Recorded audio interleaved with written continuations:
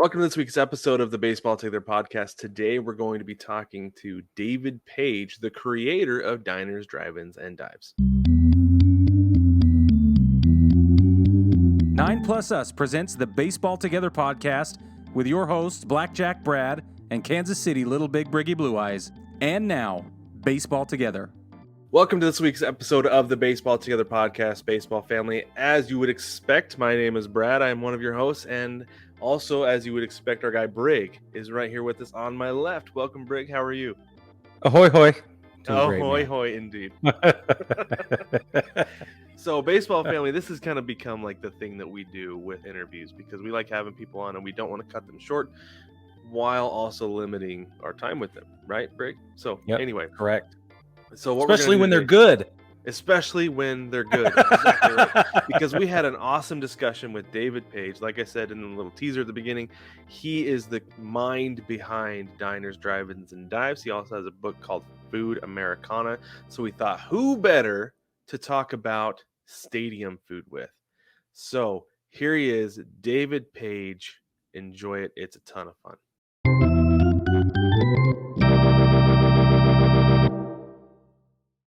Welcome back, Baseball Family. Today we have another very special guest. We have David Page. He is the creator of one of my favorite shows, Diners, Drive-Ins, and Dives, and also the author of the book Food Americana. He's a food guy, so we're going to end up talking about stadium food because Brig and I are always talking about it. We love it so much, so we're going to get into that later. But first, we're going to give him the same treatment we give all of our guests. He's going to get a rundown. So, David, my first question for you is, what is your quest? My quest to be creative. I've been in journalism in some way for a half a century. I started in radio. I recently returned to radio. I'm doing a syndicated radio show. I just need to be creative. And I'm not one for hobbies. I'm one for avocations. The things that I like to do, that's what I do. Man. That was, love it. I so felt much. That deeply. That's how I did feel. too. What? Did I make you shudder? Yeah. Okay. David, what is your favorite color?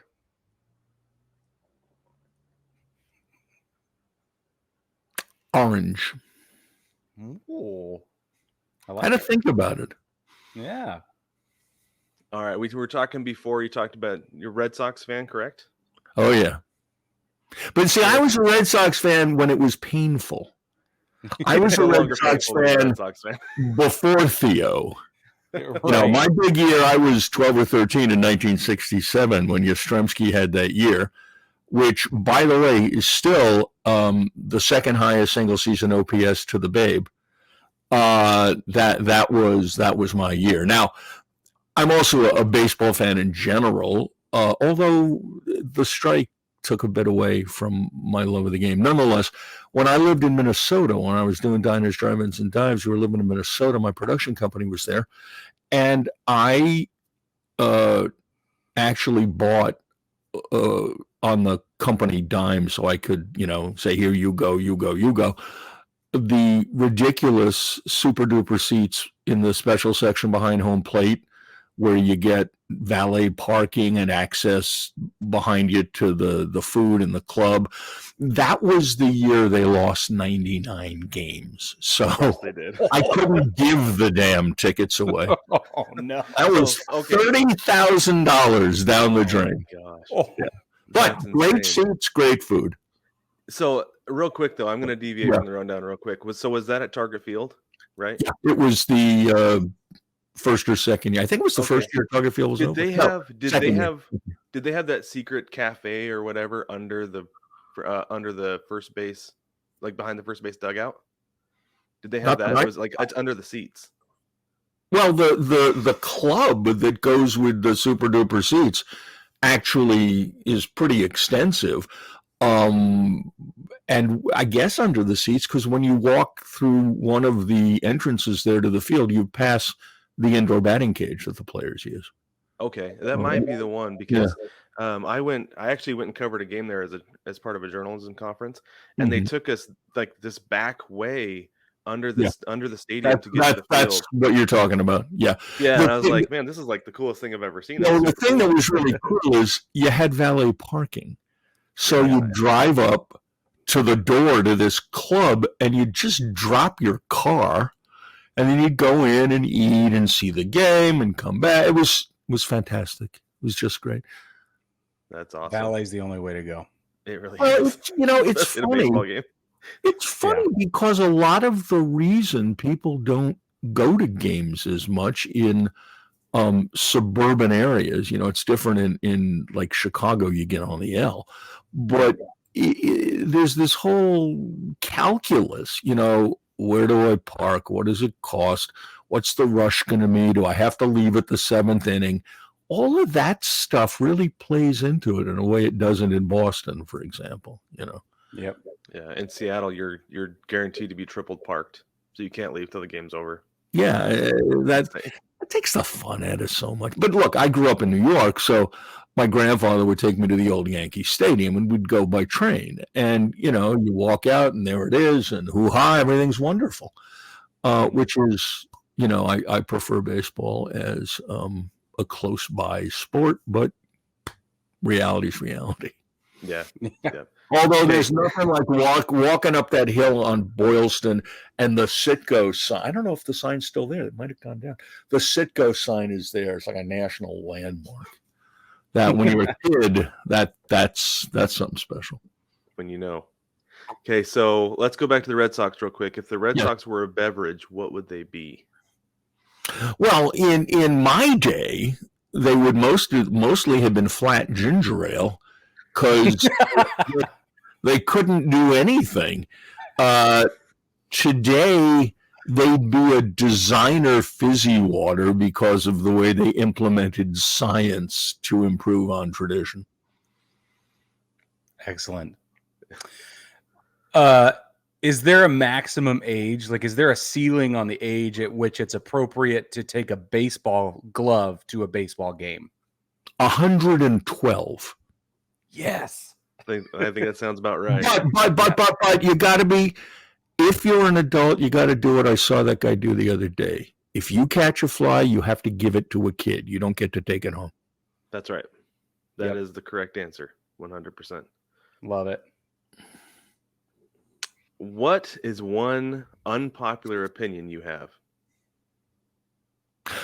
That the television coverage of Roe versus Wade, despite the fact that I'm extremely liberal and was deeply dismayed by that decision, I thought the coverage was skewed heavily against the folks who wanted to ban abortion.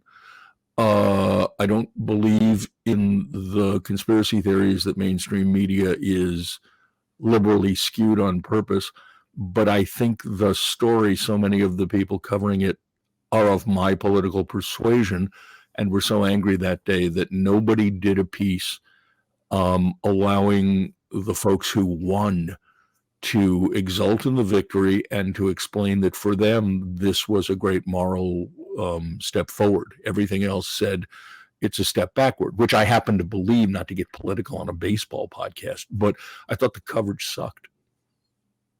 Yeah, we lament that a lot with journalism backgrounds as well. Yeah, I just, I look, I worked in the Middle East a lot. I'm a very pro-Israeli Jew.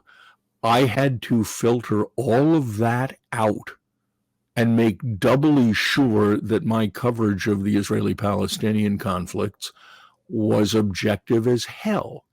I was part of a documentary that pretty much kicked Israel in the behind for what had, and this was 20 years after the Six-Day War, for what was happening to the country in terms of treatment of the Palestinians. If you're a journalist, I'm getting real serious here on a baseball podcast, but if you're a journalist, you've got to check your personal opinions at the door. And I just didn't think that happened the other day.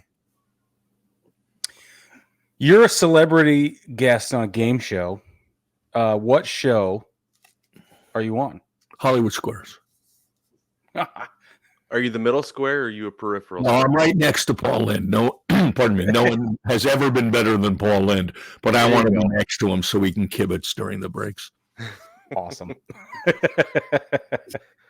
What is the best baseball movie ever made? Oh, Field of Dreams, of course. Awesome. I found The Natural unsatisfying. Ooh, Brig has an opinion on that. deep cut. We'll get to that in a minute. Okay. If baseball were an ice cream flavor, David, what would it be?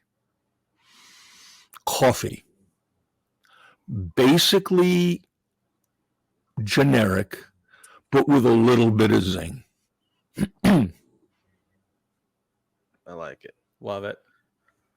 But I only have 2 flavors in my freezer, vanilla and coffee. There you go. There you go. And we actually get Right? vanilla a lot. Well, Yeah. look, vanilla's good. When you're sitting around at night watching something on streaming, pardon me, and you look at your wife and say, "You want a little ice cream?" to justify you're having the ice cream. You know, you can't. You don't want chunky monkey. That's It's a little heavy for 11 Yeah. o'clock at night. Yeah. What is your walk-up song? back in the USSR, but only because I have a personal connection to that song. When I first started network news in Chicago, this was before the days when everyone had a satellite and you could feed video from everywhere. So we pretty much were in a Learjet at least 2 or 3 times a week going to some story, in Iowa. And the first time I got into the Lear, the cameraman, who later went on to become George Bush's lighting director, and was a great guy, Bobby DeServi. He put the 8-track. He put the 8-track in the player and timed the takeoff roll sound in Back to the USSR to our takeoff roll in the Lear. And he would do that every time. So it's my favorite. That's my walk-up song. Nice. That's awesome. I love it. My last question, and I think maybe Brad has one more. How would the baseball be different right now, or even America's relationship with it, if the Dodgers had not left Brooklyn? I don't think it would be, because someone was going to go west. The Giants were going. The short-term answer is it would have delayed the national fascination with baseball that was brought about by television. But in the long term, Western expansion was inevitable. And during the down days of baseball, immediately after the strike, I don't think New York could have supported 3 teams. Yeah, I think you're right. We did find out a couple right. weeks ago that it sounds like New York's looking for another team eventually. Potentially, So yeah. Potentially. That would be Oh, really you mean interesting. a good one? What was that? They're looking for a good team. They Well, I have 2 think Brig terrific would have teams something right to say now. about that. Yeah, they do. They won't last. I found out the other day where the name Dodgers came from. Did you know? Yeah. It's really That's so interesting. Brooklyn. Folks at home, it's because in the old days when Brooklyn had trolleys, if you ran in front of the trolley, you were known as a trolley dodger. So, but it's like, there's sports teams that have names that make no sense. The New Orleans Jazz made perfect sense. There is no Jazz in Utah. The Minnesota Lakers made perfect sense, the land of 10,000 lakes. It's not, the name makes no sense in California. Yeah, there's a lot of that. And I've always wondered about that, why they don't change names to make them more geographically appropriate. But LA Dodgers, though, that's such a brand. It's become Well, that's the point. Although the Jazz have never been a big deal anywhere, so I think you can change that name and get away with it. It's very I grew up in controversial. Utah. Where?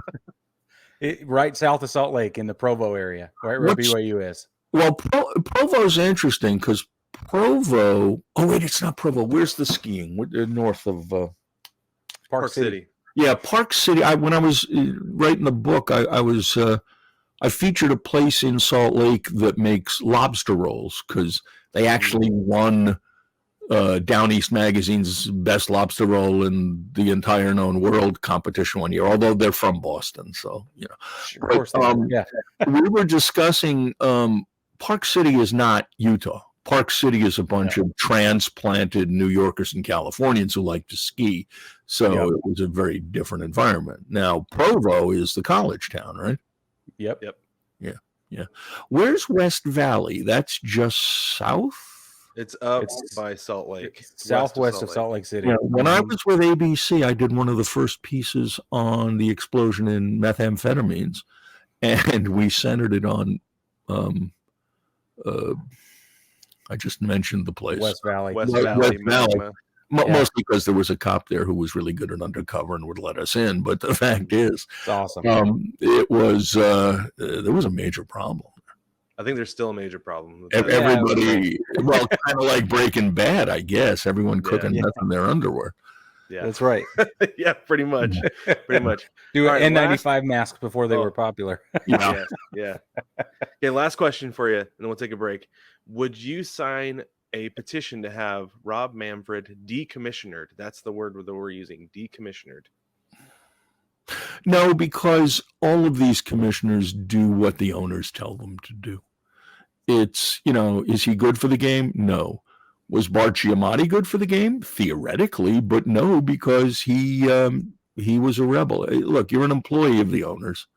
If it's decided that the way to jazz up the game is the designated hitter in both leagues, it's going to happen. Personally, I've never liked the designated hitter. I think it's a terrible idea. But, no, the game doesn't stay static.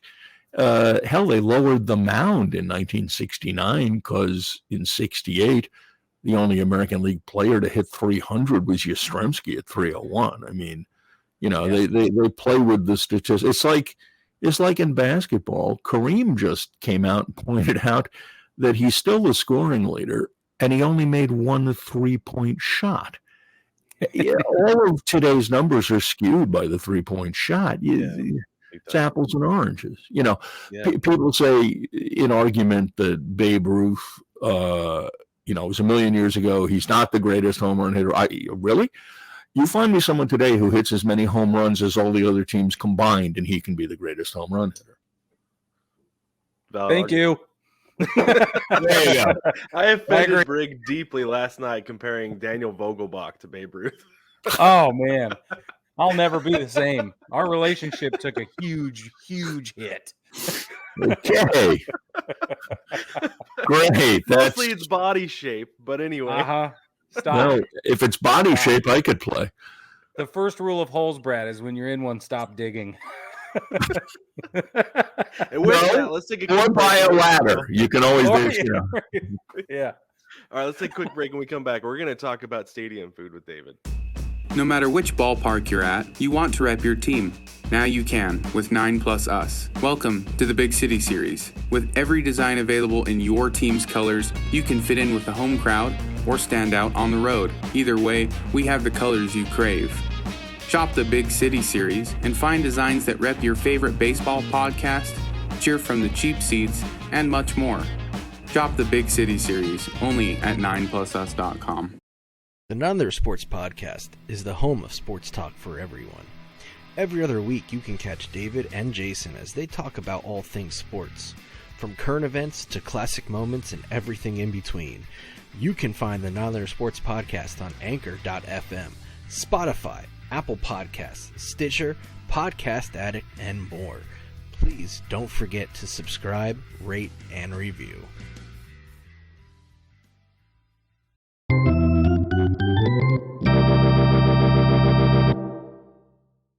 Welcome back, baseball family. We're here with David Page. He is the author of Food Americana. And what better discussion to have with the man who has dedicated that much time to discussing food, writing about food, and experiencing food than to have a discussion about stadium eats. Because we are obsessed with food, David. We are.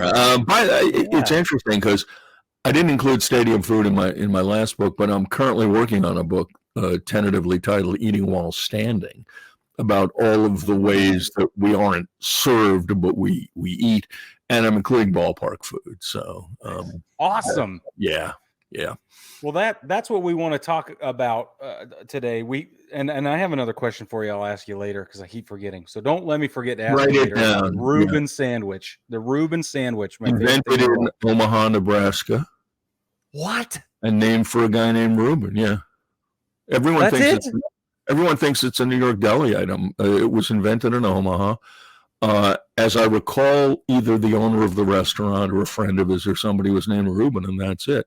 You know, it's perceived as a Jewish deli food. Technically speaking, it's not kosher because it mixes meat and milk in the same sandwich. Wow. Yeah, that makes sense. Yeah. I did not know that. Okay, well now then, it's been great. Thanks for having me, guys. Thanks for coming on. Thank you. Really appreciate it. I'm going to leave on a high note. Yeah, right. No, David, we wanted to know specifically. Let's just start with the hot dog. Mhm. How did the hot dog, do you think, become such a staple, such a cultural icon, especially in ballparks? Well, it's portable. It's back then one of the few things that you could hold in a hand, hold your program in the other, or your scorecard, or whatever you had. But you know, when baseball started back in the 17th century, according to a researcher whose book I read, it was ham and cheese sandwiches and that sort of thing, ice cream, lemonade. The hot dog became popular in, I think the early 1900s. There's a story that says a guy named Harry Stevens, who was an early ballpark catering guy, invented the hot dog. It was a cold day at the Polo Grounds, and he sent his guys over to a German butcher shop to pick up some sausages. But that story doesn't hold up. And what really doesn't hold up is the allegation that there was a cartoonist in the local paper who these were referred to by Harry Stevens as dachshunds, and he couldn't spell dachshunds, so he wrote hot dog. That there's no way to prove it. It's probably not true. But the idea is that it was a portable food that was a step above peanuts, that you could easily and quickly sell and consume at a ballpark. And it became, and look, it remains the standard food. I can't find the numbers. I went looking for them, but I am relatively convinced that it remains the top selling. I mean, beer is probably the number one, but that in terms of food items, hot dogs are most likely number one. And, you know, it's funny, stadium hot dogs aren't necessarily great. You know, the Dodger dog, I was reading a description of it. The long, sort of mushy, very skinny beef pork blended hot dog that's one of the most famous foods in baseball is sort of terrible. Okay, I had my first Dodger dog last November at a fall league game, and I was like, it's fine. I've had better, but it's not great. Well, it's no different than the Fenway Frank. It's fine. Now, obviously, you can get variations on this. At Busch Stadium, they have, what do they call it? I don't know. It's a bacon wrap hot dog in baseball. Yeah, right. It's this jumbo hot dog that they wrap in applewood smoke. See, I did my research. Applewood smoked bacon topped with baked beans, pico de gallo, spicy aioli, and crispy fried onions. Now, that takes that basic food into the upscaled, sort of artisanal, sort of extreme area that hot dogs outside of stadiums have been occupying of late. I mean, you read articles about hot dogs. What's the best hot dog in somebody's state? In passing, they mention that it's a good, nicely spiced dog, but it's always all about the toppings or the combinations. Because, you know, at some point, a hot dog's just a hot dog, which is fine. I love hot dogs, but it's a pretty basic food item. It's also relatively inexpensive. Well, nothing's inexpensive at a ballpark, but it is a relatively inexpensive food item. And at least until COVID, it was something people were able to comfortably pass down the row of seats, which is, I lived in Europe for a long time. I don't know if that happens at soccer games or football games, as they call them, but the uniquely American tradition of passing your food That's your food through down. the hands of a bunch of people who probably have just been to the restroom and didn't wash. I mean, it's just kind of gross when you think about it. It is. So that actually brings me to a question, like a debate about hot dogs. Is a hot dog a sandwich? Okay, technically, I'll go yes. Okay. Most people will disagree with me, but I'm going to get as basic as it gets. It's a protein product on a bread product. It's a sandwich. That's the way I see it. Yeah. Absolutely. So what is? Let's stick on the hot dog for a little bit, because it is halfway decent. Like here in Arizona at Chase Field, you can get a hot dog for like $2. They have their value dog, and it's fine, right? Just like every other hot dog you have. But what is it about the ballpark that we can go get a crappy hot dog, stale popcorn, and an incredibly overpriced soda and be so happy with it? No, it's childhood. What is it? It's childhood. Yeah. These are basically childhood foods. I mean, we can discuss the upscaling of ballpark food, but basically, as a kid, the first time you go to a ball game, you have a hot dog, you have a soda. And that's a memory that stays with you. And it doesn't have to just be a plain hot dog. I mean, go to a Washington Nationals game, you can get a half smoke from Ben's Chili Bowl, which is one of the greatest food items. I mean, I'd put that on my list of 10 things to eat before I die. So it does. Oh, you ever had a half smoke at Ben's? No. Oh, hello. Oh yeah. Oh yeah. Yeah, Okay. your life is incomplete. It's phenomenal. But to go back to my initial point, it's childhood food. It's hot dogs, peanuts, popcorn, ice cream, Cracker Jacks, soda. The soda, when you get older, is replaced by adult soda, which is beer. Sure. Which is usually an incredibly overpriced, lousy beer, although increasingly craft beer has come to baseball parks, especially in Colorado. But it's childhood food, and that's a wonderful thing. It's a memory. I mean, what could be better? So you're saying I'm doing the right thing by every time I take my kid to the ballpark, I am shoving sugar at her, and I'm forging positive neural pathways that are associated with basically drugs to make sure that she has a good experience and wants to go back to the ballpark. Well, as Chris Rock says, as long as you keep her off the pole. Yeah. She's not getting on the pole. Yeah, so there you go. You're a good father. There you go. My life is incomplete, and I'm a good father. This is great. I feel good. You've never been. You gotta go. I gotta go. Ben's Chili Bowl. It's this hole in the wall. I mean, there's bizarre stories about it. His number one customer, the only customer allowed to cut the line, and this was before the news caught up with him, was Bill Cosby.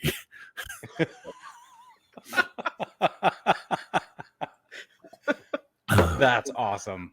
Yeah. So out of every hole in the wall place you've ever been, what's one place you feel like would fit at a ballpark as far as like the way that the food is made, like it would actually work logistically, but also like what they have would be good for a ballpark? Oh, can you think of one? Geez, there is a small diner in either Boulder or Colorado Springs that sells these massive plates of hash browns covered with various proteins, eggs, sauces, cheese. And if you can eat nachos at a ballpark, and they were first introduced at Ranger games, you could do this. And the place, I don't remember the name, but it literally is a very small post-war diner that was painted purple and turrets were put on. It looks like a purple castle. And these plates are fantastic. Wow. Yeah. That's so awesome. Tell me about nachos. You said that they were first introduced at Rangers games. Yeah. Nachos were as the best anyone can tell, nachos were invented by a guy whose nickname was Nacho at a small restaurant in Piedras Negras, Mexico, across the border from Eagle Pass, when a group of American military wives came in, probably drinking, but wanted something to eat, and the cook was gone. And so this guy whipped up a bunch of nachos, and I mean, they had no name. But his nickname, Nacho, is a Mexican nickname for someone named Ignacio. So they said, "What is this?" He said, "It's nachos especiales," and that's how they came to be. But it was a guy named Frank Liberto who really made nachos a thing, because he was the one who first served them at the Texas Rangers games in Arlington. I think it was 1976. And he's the guy, I believe, who invented the pumpable fake cheese, which made it possible to do nachos as a kind of fast food. And as I recall, he was skeptical that you could sell these at a baseball game, but the folks running the Rangers wanted to expand their offerings and give it a shot. And of course, it took off. Although, to be fair, what really made nachos a national thing was not baseball, but football. During a Monday night football game, it was Cosell and company in the booth. And during the game, the stadium brought them food and stuff and delivered a plate of nachos, which these guys had never seen before. And Cosell was going on and on about, he first called them nachos, I think. And that's what made the nacho. And now, of course, you can get all kinds of, piled high with garbage nachos at various ballparks. Even though by definition or description, one would say, how the hell do you eat that at a game? But, people eat all sorts of things at games now. Well, I'm gonna actually put up an overlay of my favorite garbage can nacho platter that I've seen. This is the garbage can nachos at the Savannah Bananas games. And hold on, that's not even Major League Baseball. That's a summer collegiate league. They have to do anything they can, and that's fine. That looks like a great platter of food. But you could cater a bar mitzvah with that thing. You and they do, because it's a picnic atmosphere and everyone's in it for everybody else. Have you been to a Bananas game, David? No. The only minor league games I would go to were in St. Paul when we lived in Minneapolis. It was not like going to a Twins game, in that occasionally someone got on base, but it was fun. It's cheap, relatively cheap, and it's goofy, and that's fine. Yeah.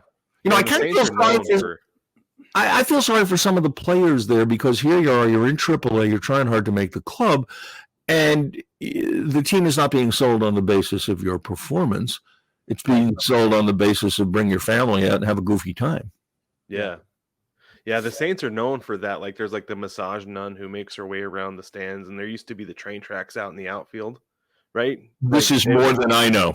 Oh, see, I learned some of this stuff when I was up there. You're way beyond my level of competence, because having dropped $30,000 on the Twins, I only went to Twins games.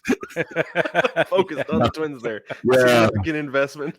Yeah. We would go there for dinner. We'd leave the office, drive 20 minutes, have dinner, watch them get down 10-2 and leave by the 5th. I mean, Oh man, that's so brutal. Oh my and goodness. it's a shame, because I hate to say this, I rarely use any kind of influence based on television, but we got put at the head of the line for those season tickets because the guy in charge of the thing was a big Diners fan. nice. So, yeah. Then he saw me in the clubhouse one day, in the restaurant one day, and he said, I thought I'd see more of you this year. I said, I thought I'd see a better team. It was like the year after Maurer won everything, Yeah. Yeah. That's funny. Okay, I have another question, Brad. Do you mind if I jump in real quick? Yeah, go So ahead. Brad and I have a sort of system that we've created, and it's interesting that it's evolved from two separate locations and two separate, experience bases between the two of us. But we do a lot of the same food behavior at baseball games. We have, like, we walk in and this is what we get first. We get our main meal of the day, and then we have what we call the fourth inning snack. And we find that for us, that's just the perfect time to jump up. For me, it's a soft pretzel. For Brad, it's what is it? A pulled pork sandwich? What's your fourth inning snack? No, it's usually popcorn or ice cream. That's right. Or put them together, yeah. Yeah. Popcorn and ice cream together? What the hell? No, we'll get there in a minute. I have a question about that for you. Go ahead, Brig. Okay.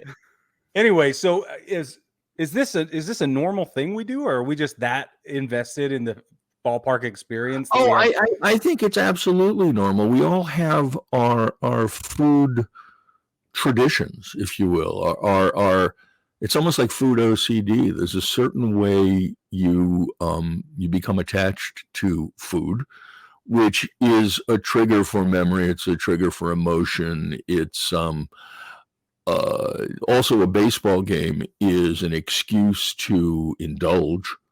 So, you can do it in a 6th and 7th and 8th inning snack if you want. But yeah, that's absolutely, I think everyone does that. Absolutely. Do you have a routine? Do you have a system you follow, or? Yeah, but I'm weird. I would go to my seat first. Now, it was different in Minnesota because you walked in through the restaurant, so we timed it to eat. And then, during the game, there were waiters who would bring you alcohol and things. So it was really obnoxious. But no, I would traditionally get seated. And then second inning, call over a hot dog vendor. And I tend to prefer having everyone in the stadium touch my food before it gets to me. So I would do that. And I frankly would have a hot dog 2 or 3 times during a game. Yeah. Maybe some ice cream and likely a beer. I don't eat as much as some people do at a baseball game because I actually, your hands are full. I'd rather, be able to stand up if somebody hits a home run. So I guess what I've just fessed up to is I'm mostly a hot dog guy. Nice. Yeah. Nothing wrong with that. I wore this shirt today for a reason. It says a hot dog at the ballpark is better than a steak at the Ritz. You know who said that? Humphrey Bogart. Correct. Yeah, that's one of our shirts on the shop. I wanted to wear it today because it's my. Yeah. I know his son. Steve. Really? He worked at NBC when I was there. Wow. Cool. Yeah. That's really cool. Well, it's interesting. I mean, I don't know him well. We're acquaintances, but he would be telling a story and saying, and then my mom said, and you'd think, oh my God, he means Lauren Bacall. I mean, wow. Yeah. That's so cool. That is cool. That's awesome. So you talked about popcorn and ice cream. I'm curious how things like that happen at ballparks, like why people do things like this. This is a burgerizza, and it looks like it's two personal sized pizzas with a bacon cheeseburger between. Like, yeah, like this is a monstrosity. Why would somebody do that? And like, I think there's things like chili with Fruit Loops or something like that. Yeah, they would do it for exactly the result they just got: publicity. It is the opinion, it's my opinion, and that of some other observers of the food scene at ballparks, that the truly extreme stuff is mostly for buzz, that it's hard to eat, and in many cases not particularly good, but it gets people talking. It gets publicity for the ballpark. And and look, some of it is perfectly edible, generally oversized versions of normal dishes. Like they sell a 2-foot hot dog, chili cheese dog at Rangers games. Okay, I mean, that's fine. A lot of it, look, the Braves are selling a $151 Wagyu beef burger. It's on an Irish buttered brioche bun with cage-free pan-fried eggs, gold leaf-wrapped Hudson Valley foie gras, grilled cold water lobster tail, heirloom tomato, Bibb lettuce, Tillamook cheddar cheese, and truffle aioli with a side of Parmesan waffle fries. It sells for $151 to honor the Braves' 151-year anniversary as a franchise. Now, who the hell's going to buy that? Nobody, but it got me talking about it. I found it in an article. I'm sure all 3 Atlanta TV stations covered it, Yeah. That's fine. And some of this stuff, I will say, is depends on how big it is. There are extreme dishes that make locals happy, like the Pirates in Pittsburgh. They sell cucumber kimchi with fried ham and mini pierogies on a toasted roll. Now, putting pierogies on a hoagie is actually not unheard of in Pittsburgh. They also sell sandwiches from Primanti Brothers, which are famous for putting a pile of French fries on top of whatever else you're having. So I would suspect that actually sells. Meantime, the Red Sox sell fluffernutter fries. Those are sweet potato fries, crushed peanuts, cilantro, peanut sauce, and fluff sauce, with fluff being that fake marshmallow stuff that's popular in New England. Yeah. I don't, does anyone buy that? I grew up in New England. I'm weird. They're weird, maybe, but it certainly is something to talk about. Yeah. You can get Rocky Mountain oysters at Colorado Rockies games, which for those who don't know are deep fried bull's testicles. But you can look at in Seattle, Crickets. they is it crickets or it's grasshoppers? Oh, it is grasshoppers. Deep fried grasshoppers. They brought them out, I think, probably for the PR benefit, and people went nuts and continue to buy them. It's a big deal. So, it's whatever strikes your fancy. I'm a little worried the grasshoppers are going to replace the garlic fries as the signature dish at T-Mobile. Because, man, those are killer. They're so good. Are they? I haven't. They're so good. Okay. Well, there you go. Yeah, you need to. It's like as soon as you walk in the gate, it smacks you in the face. You're like, okay, I need to go get some garlic fries to like settle that a little bit. And it's really good. They're the best I've ever had. They're legit. Yeah, you don't have to say slap you in the face. You can just say you get Chris rocked. It does. The interesting trend at the ballpark is take away the extreme stupid dishes, is the degree to which local good food, or even if it's not good food, I mean, in Cincinnati, you can get Skyline chili at the park. That's a local dish. The half smoke at the game in Washington, the Cuban sandwich in Tampa, the crab cake in Baltimore.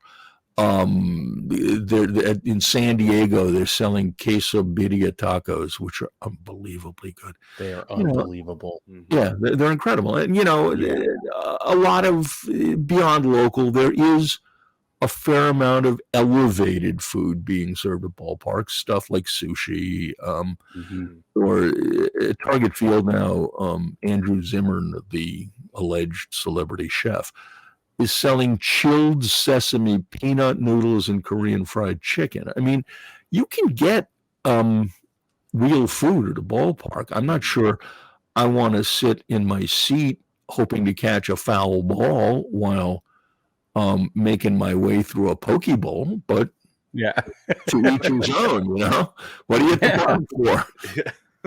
That would seem like it would be a mess. You got a foul ball coming. You got this bowl with your. No, on the other hand, you got a bowl to catch it in. So yeah, that's true. Or your glove. Yeah, but you got to put that on and put down the bowl. It's just maybe you use the glove to hold the poke bowl. Oh, maybe you just there you go. You get a first baseman's mitt, put the pokey in the mitt, and you're fine. Which helps condition the leather better than needs for oil. Brig, you're set. I'm set, man. I got like 18 first base gloves. I saw a picture online the other day of Brooks Robinson's glove from one of their victorious World Series, and I don't know why, but it made me like shiver.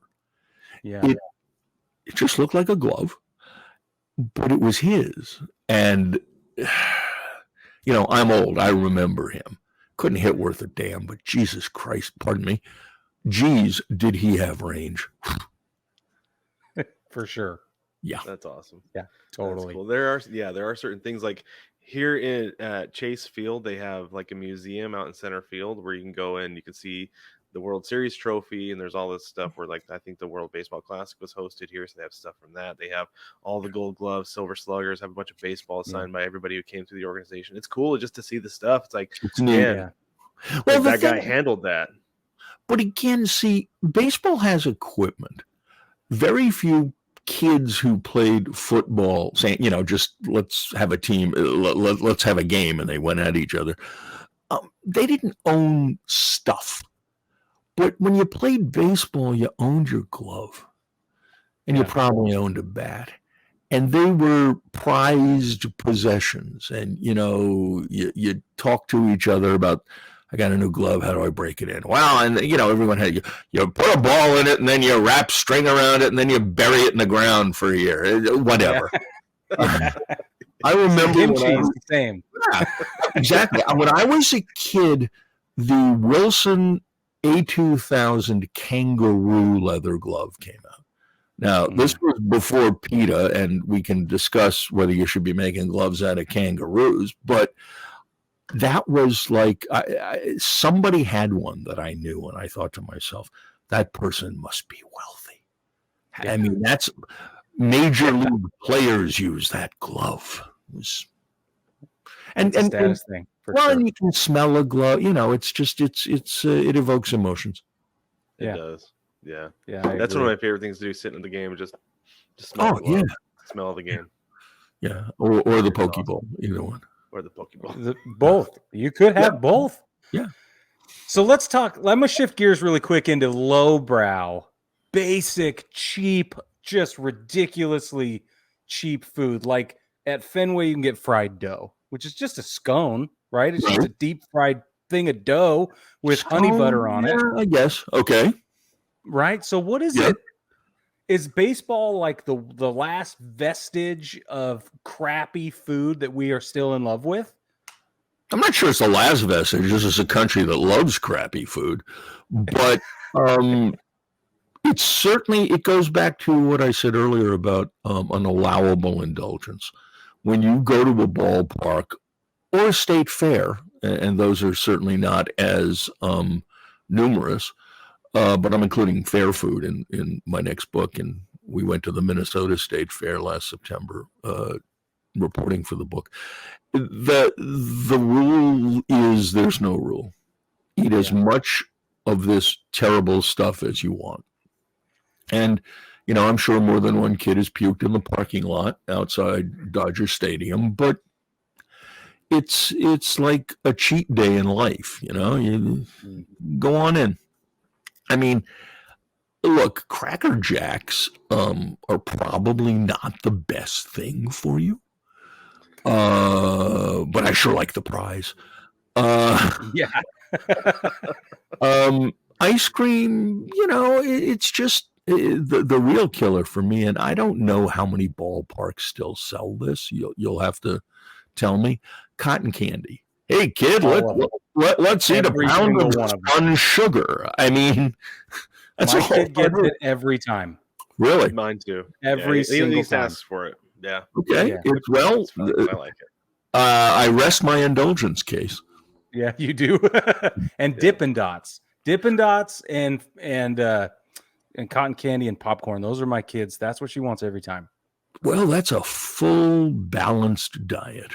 Yeah. You have one from the sugar group, one from the artificial flavoring group, and what's the third? It's popcorn. Styrofoam. No, popcorn is all natural. Popcorn's the organic element. There you go. There you go. But it has to be doused in fake butter, or else they're not going to eat it. That's right. Yeah, and I think that fake butter is clearly made from old tires. Yeah. Oh, for sure. Yeah, I don't know what's in that stuff. Why is it so much better at a ballpark than it is at a theater? I will never understand. But it's better at a ballpark. Everything's better at a ballpark. That yes. Everything's better at a ballpark. That's I mean, wild. look, it's part of a 360-degree experience. Movies are not that. I love movies. Movies are wonderful, but at a ballpark, think of it if you're a kid, a little kid, and you're not really into the game, but there's people all over the place you can make faces at. There's yelling, there's jumping up and doing this, and if you're a kid, you do it out of sequence with everyone else.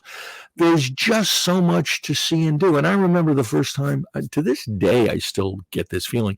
When you walk up and through whatever doorway number you have for your seats, and you get that first glimpse of the field, it's magic. And as a kid, the first time you see a ball field, it's huge. It's the biggest thing you've ever seen, And it's funny because as a journalist, you occasionally get down to the field. As an adult journalist, the field ain't that big anymore. Yeah, exactly. Right. Yeah. I was at a game with my buddy a couple weeks ago, and It got I was real. like, Sorry, go ahead. It got real big the time back in the 80s that NBC sent me to interview Dave Parker about his involvement in a cocaine ring. And I got press credentials, walked onto the field pregame. He was back there throwing. I'm on the sidelines, and I yell, "Hey, Dave, can I interview you?" He says, "Who you with?" I say, "NBC." He says, "Local or network?" I say, "Network." He says, "Okay, come on out." So I walk out with the crew, and I ask him about cocaine, and he looks at me and says, "You ever ask me anything like that again, I will squash your head."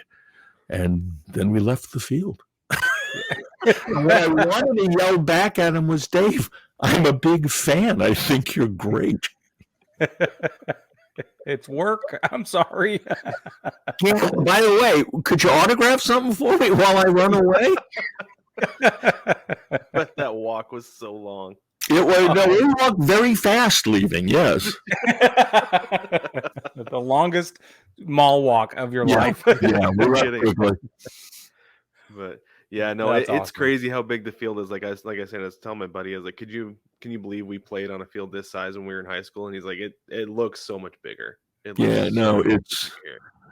and back when the Twins played in the Humphrey Goober Dome, that was the most unpleasant on-field experience in the world. The whole thing felt cheap.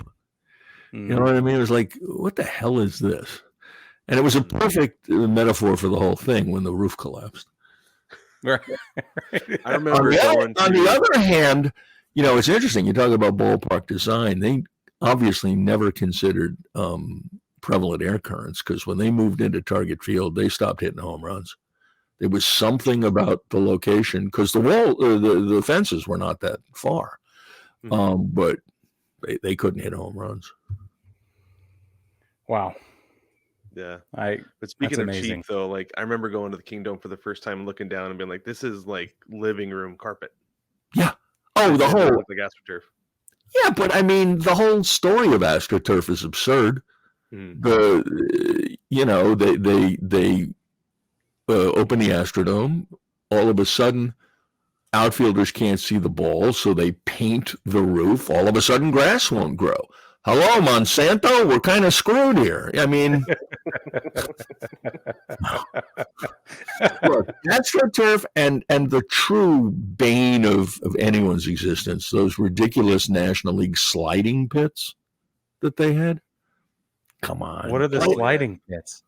They on AstroTurf infields, they had like an area around the bag that was dirt. Oh, Yeah, yeah. instead of having the big full diamond, it was just like a Yeah. I mean, I don't know if they do this in baseball, but what they do in football now with the dome stadiums, and the field is on tracks and they roll it out all week. And I guess you can't roll it out all week if it's a baseball stadium, because you're playing, 10-game homestands. So Yeah. Yeah, usually with baseball now, like I feel like they're getting away from the domes and going to the retractable roof. makes much more sense. I think the only true dome left is the Trop. In St. Oh, and Petersburg. that's such a great stadium. Oh, beautiful ball. Yeah, just perfect for baseball. The ball goes up and it doesn't come down. Give me a break. Have you seen it from the outside? I was driving through St. Pete a couple of months ago, and it's on this cattywampus angle, like from the outside. You're like, it's almost like they thought, all right, if we put home plate here, and then the ball on the launch angle is going to be, so let's make the roof at a similar angle, and it just looks terrible. It looks like it's sinking into the ocean. It does. Literally. It's so weird. I hate to say this, but you've got a lousy team. No one will come support in a building that is not in any way suitable for baseball. Now you ask me about Rob Manfred. That team should not exist. Move it. Put it someplace where people want to go see a baseball game in a facility worth playing in. Well, they can't even get to it with the traffic problems that they have. I mean, it's just a nightmare. When the Rays do play well, it's an all-day affair just to get in and out. Yeah, it's plus the game time. Yeah. Terrible. Well, let's go ahead and wrap this up. David, thank you again so much for joining us. Again, check out his book, Food Americana. He just had a daughter graduate from college, so he needs you to buy his book. Yeah, that's right. It came out last year, right? It's the subtitle is. Oh, I'm sorry. The subtitle is The Remarkable People and Incredible Stories Behind America's Favorite Dishes. Yep. Look for it on Amazon. There's a lot of, I think, surprising information in there that very, very popular on Amazon right now. I just looked. You're at 4 out of 5 stars overall. Well, who the hell didn't give me 5 stars? I'm looking. What the heck? That's like batting 298. Damn, it was so close. No, on Amazon, that's like batting like a 398. This is killer. Okay. Well, go there and buy 12 or 15 copies of my book. Excellent. Hand them out at Christmas. They make a great Christmas gift. Or if you missed Father's Day last week, pick up a copy. Is there a place we can tell our baseball family where else they can find your forthcoming works and anything else you're working on? Well, I've got both a Facebook and an Instagram tied to Food Americana, and I'll keep folks updated there. Awesome. Excellent. Love it. Gentlemen, thank you very much for having me. This was fun. Good. We're glad. Yeah, thanks for being here. Anytime. Really enjoyable. All right, baseball family, we'll take another quick break. When we come back, we'll close it out.